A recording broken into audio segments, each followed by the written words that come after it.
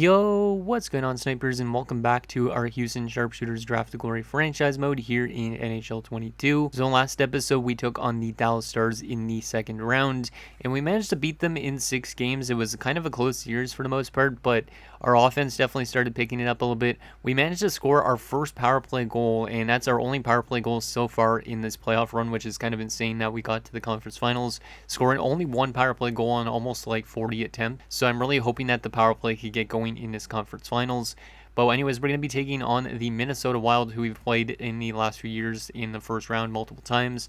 One time they knocked us out, the other time we knocked them out and then went to the second round and lost there against Colorado last season. But should be an interesting matchup for sure, as both these two teams really shouldn't be this far in the playoffs based on their regular season status, but it should be an interesting one just to see who gets on to the finals.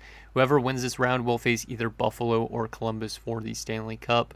But quickly, let me show you guys a rundown of last round, and then I'll also show you guys their lineup again just in case.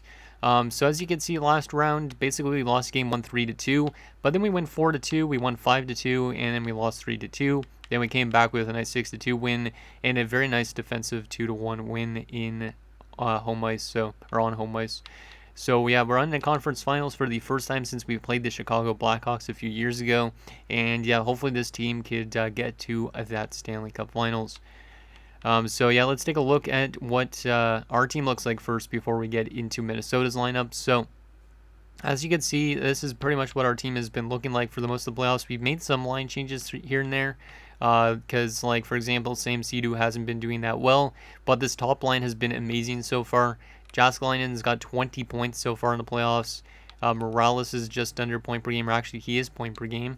And then Gene Thornton is just over point per game as well. So that top line needs to continue doing what they've been doing. Second line has been kind of off and on, and the third line really picked it up a little bit last round as well, so hopefully they can keep it going. And then that fourth line's been pretty quiet for the most part.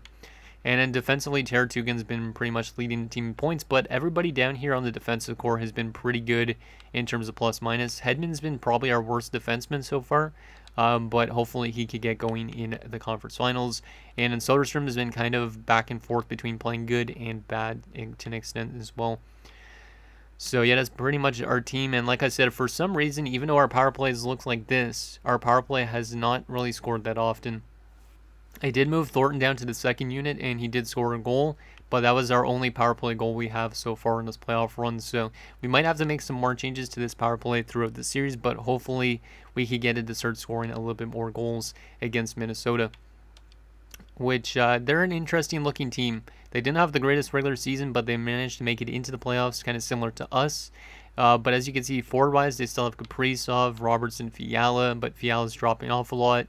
They also have Robbins, Sanders, and Crooks. Sanders, I believe, was on the first line last year when we played them, if I'm not mistaken. I don't know why he's playing second line time now.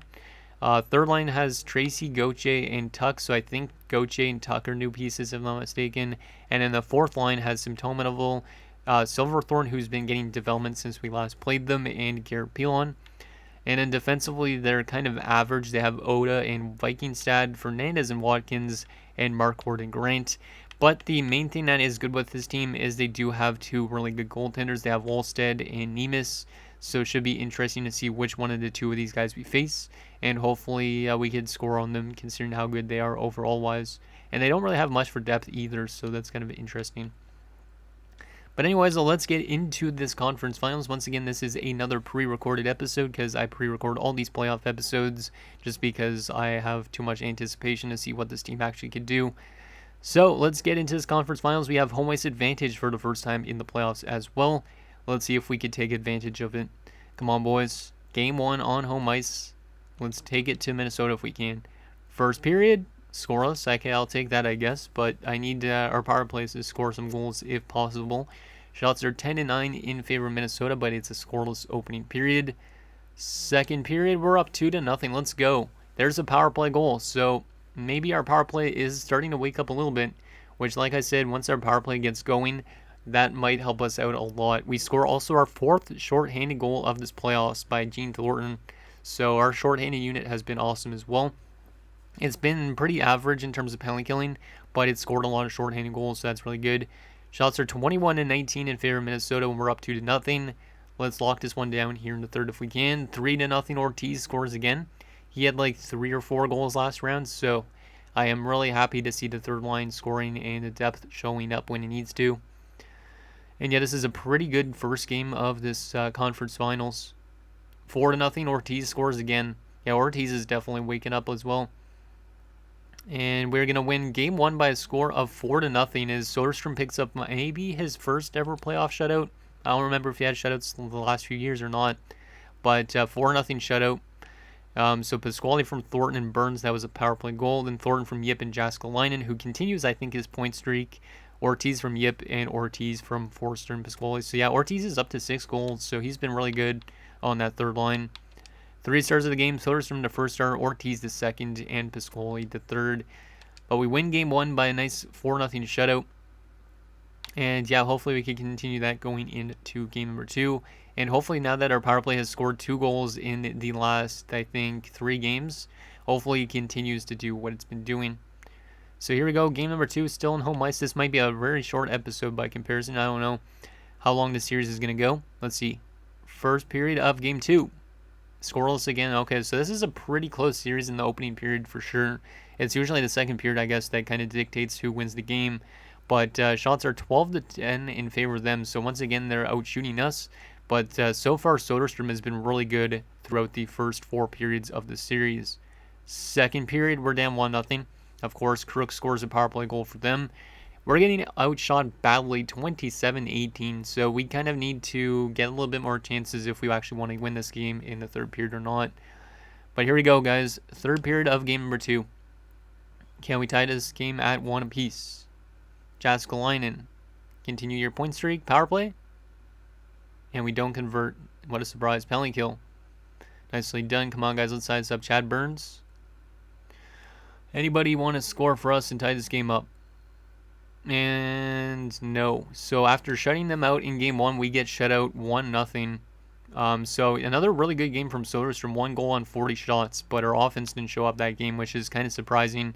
But it looks like Jääskeläinen's point streak has just came to an end, which is really unfortunate. But still a good game from Soderstrom, and we just needed a little bit more out of our offense to win that game, I think. And we won more of the face-offs as well, so that's good. But yeah, we just need our offense to kind of show up a little bit better than that. Especially considering the defense of that team is not that great. It's just their goaltending that is pretty solid. So let's go back to edit lines and maybe make some adjustments. So I think I'm going to put Ortiz back to center, even though he's been scoring more goals on the wing than he has at center. And I think the rest of them might just stay the same. I don't want to change too much because I don't want this team to all of a sudden not play that good. But yeah, Soderstrom's stat line has just improved drastically after his last 2 games, which is good. Special team wise, we got 2 power play goals, but I need a little bit more out of this power play unit. So I'm going to move Thornton back up, move Sea-Doo back down, and see if that can rekindle that top unit with Jääskeläinen and whatnot. Because Jääskeläinen's been picking up a lot of points, but none of them have been power play points, I'm pretty sure, so far, which is kind of insane. So let's get into game number 3 as the series shifts to Minnesota. Let's see if we can win on the road like we've been doing so far in the first 2 rounds, because we got a lot of road wins so far. First period of game 3, and it's 1-1. I'll take that for sure. Thornton scores again, so Thornton's definitely been picking it up as of late. Gochedo ties it up for them at 1. Shots are 12-9 in favor of us, but it's a 1-1 game after the first period. Second period, we're down 3-2. I don't like that. Watkins scores for them and Marquard, but a power play goal in between there from Pete Pasquale. So we now have 3 power play goals, so our power play is definitely improving. We just need our 5-on-5 to continue what it was doing in the first 2 rounds. So 3 goals on 14 shots. Soderstrom is kind of having a bad game here by comparison to his first 2 games for sure. Can we get the tying goal in the third period and tie this game up, considering we're out shooting 25-14? Who is going to be the hero? Let's see. Tie this game up, please, boys. Jääskeläinen, you didn't have points last game, and Kapitanov scores. Let's go. Kapitanov and Teratu can score.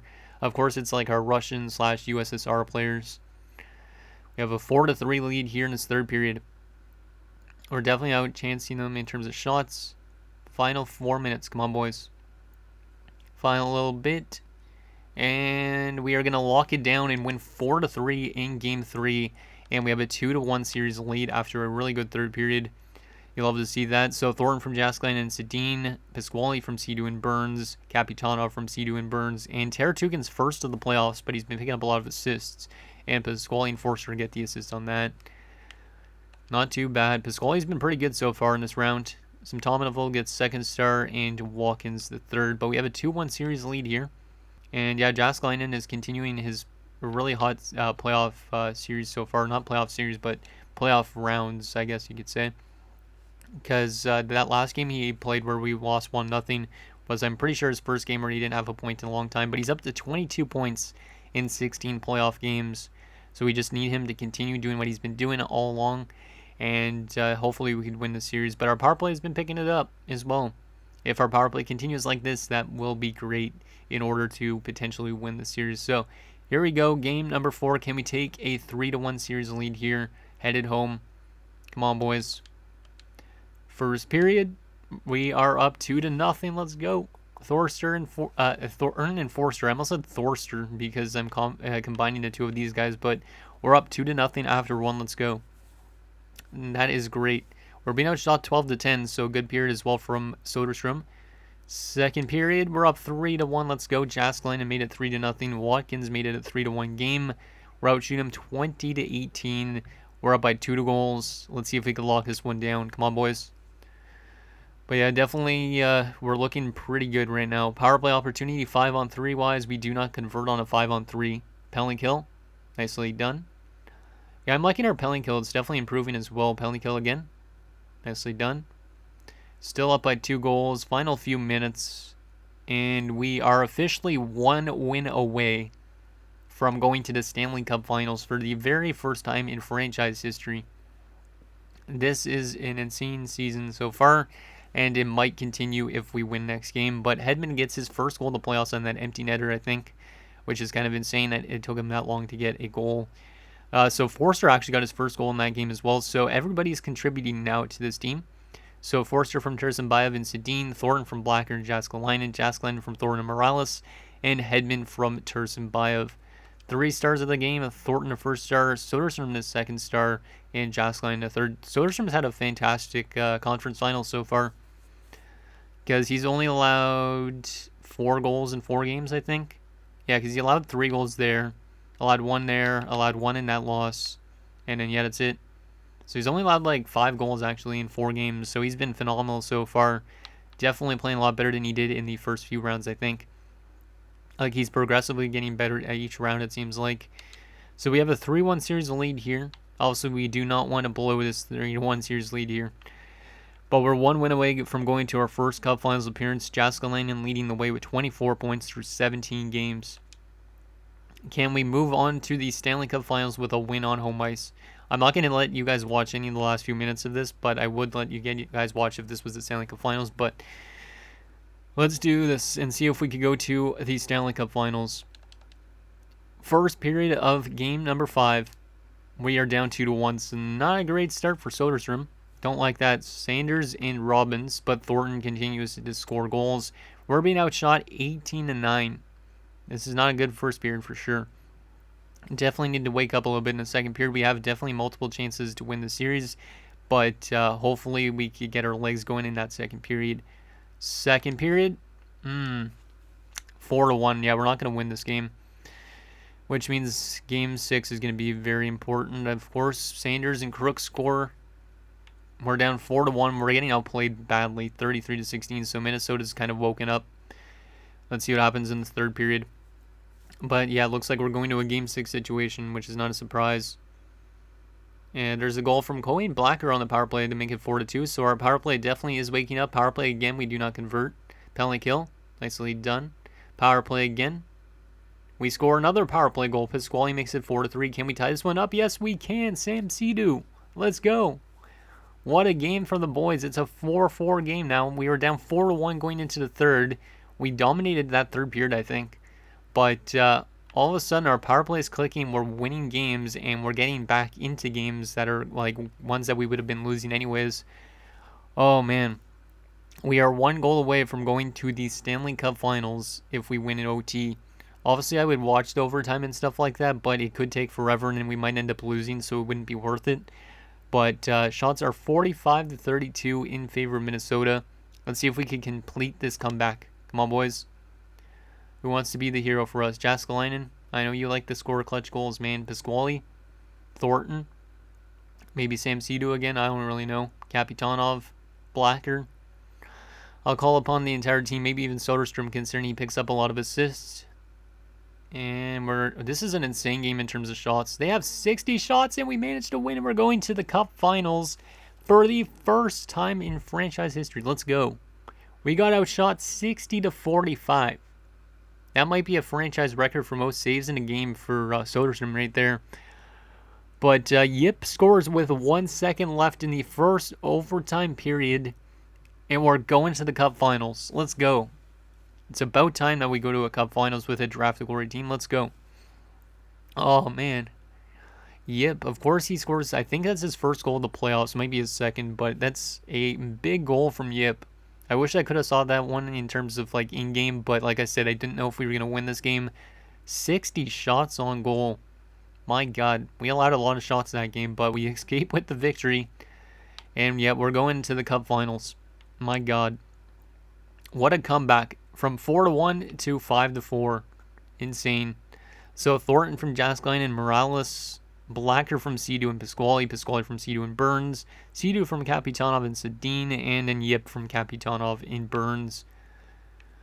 Wow, what a game. What a game. Our power play clicked 2 times in that third period, and then our team all of a sudden had the confidence to come back and win that one. Amazing. 3 stars of the game. Crooks gets first star, Sedu to third, and Sanders to third. Soderstrom doesn't even get a star in that game, but he made 56 saves. He had a good save percentage. Goals against obviously is a little bit high, but holy crap, that's a lot of shots to face. He literally faced at least 1 shot almost every minute in that game. Or something like that. I don't even know the math. Oh, what a game, and we're going to our first Cup Finals. Sedu really had a good game as well, which is definitely what we needed out of him. They outshot us 18-9 in the first period, 15-7 in the second. We outshot them 16-12 in the third. When we came back, they outshot us 15-13 in overtime. And in the face-off stats, we had 79 face-off wins in that game. We dominated the face-off dot, but they had a lot more face-off wins in OT. Wow, we are going to the Cup Finals. My God.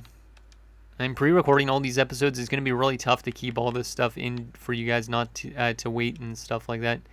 Actually, let's take a look at our player stats before we see who we're up against in the Cup Finals. Because I do not want to give that away just yet. So, yeah, Jaskalainen, 25 points in 18 games. He kind of slowed down in that round, but he's been an animal so far. Burns, 17 points. Pasquale's got 11. He's actually had a really good third round. Ortiz has been picking up points. Tursenbaia, Batain, and Ferraro have been really quiet, but it is what it is. Thornton's been really good, 21 points this year. Much better than last year. Morales has been really good for his overall. He's listed as a third-line scoring forward now, which is kind of crazy. Sedu, 12 points, and Forster, 7. Only 1 goal, but I still will take 7 points. And then Kapitanov, 12 points. Not too bad. Defensively, Teratukin's got 13 points and a plus 11. Yip has got 8 points plus 6. Sedin's got 8 points plus 13. Really good. Blacker only 6 points, but a plus 8. Definitely having him in the lineup has been awesome for our team. And then Hedman and Roach, both 3 points and a plus 7. Goalie-wise, Soderstrom really picked it up that round. He might end up a favorite right now. 12-6, 1 shutout, and 921 and a 225. He's been amazing. He might ask for a lot of money this offseason, so we might end up still losing him, which would be pretty detrimental to this team. But, yeah, only 1 minus player on the team so far. This has been an awesome year so far, and hopefully we could just get 4 more wins. Hopefully we could do that. Who are we facing? It's either Columbus or Buffalo. They're going to a Game 7 situation. Just kind of nuts. I don't know who we would rather face in the Cup Finals, because Columbus has went through 7 games, 4 games, and then they're going to another 7-game situation, while Buffalo has went to 6 games, and now 7 games. So Buffalo might be a little bit more tired than Columbus, but let's see who wins that series. It's going to be the Buffalo Sabres. So we're going to be taking on a team that won 55, 22, and 5. Yikes, this team must be really good. They won 10 more games than us in the regular season, and I think they've won a cup before in this franchise mode, but that's who we're going to be taking on for the Stanley Cup. Oh, yikes. Let's take a look at comparison between goals for and all that between our two teams. So, let's see. We have scored 3.39. They've scored 3.21. So we've been doing better offensively. They're also better defensively right now. Our power play has been picking it up as of late. It's now up to 9.3%. But there's a 16.1, so we need to contain our power play, I guess. And our penalty kill has been better than theirs. They have no shorthanded goals. They're 7-3 on home ice. We're 7-2 on the road. And yeah, we have identical home to away records. Interesting. We're 8-2 in our last 10 games. They're 6-4. Okay, so let's take a quick look at what their lines look like, and I'll also take a look at what they did during the regular season, and then that'll be it for this episode. Once again, next episode will be pre-recorded because I am just excited to see what happens. So first line, Jack Quinn, Jesperi Kotkaniemi, and Jack Eichel. Really good first line, very veteran-heavy first line too. Second line, Jacob Perreault, Drake Batherson, and Owen Tippett, so a very veteran-heavy second line, but still a really good line. So, yeah, this is definitely a veteran-heavy team for the most part. Third line has Cali Prince, Radislav Sikash, and Martin Durand. So their third line is really young, but their top six is really old. And in fourth line, they have Dale Cooper, Johan Silvergard, and Martin Kaut. So it's a very mix of young guys and old guys on that forward core. And it's a very good forward core, I would say, as well. Pretty similar to us in terms of some of the overalls and whatnot, but better in a couple areas. Defensively, they're really good. They have Darlene and Charlie McAvoy, which I believe, was he always in Buffalo? No, he was in Colorado last year when we played them. So that was the big loss that Colorado had and why we beat them in the first round. So Charlie McAvoy heads to Buffalo. Obviously, last year when we played him in Colorado, he had a hat trick in one of the games. So I'm really hoping he doesn't do that well in this postseason against us. They also have Felipe Myers and Travis Dermott, and then they have Zach Burrows and Alexander Alexiev. So a very veteran-heavy defensive core as well, except for Zach Burrows. Goalie-wise, they have Ukko-Pekka Luukkonen, so another veteran, and Colin Ennis. Interesting. Who's 23.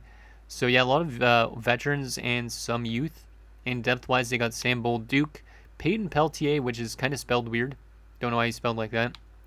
And James Malatesta. Interesting.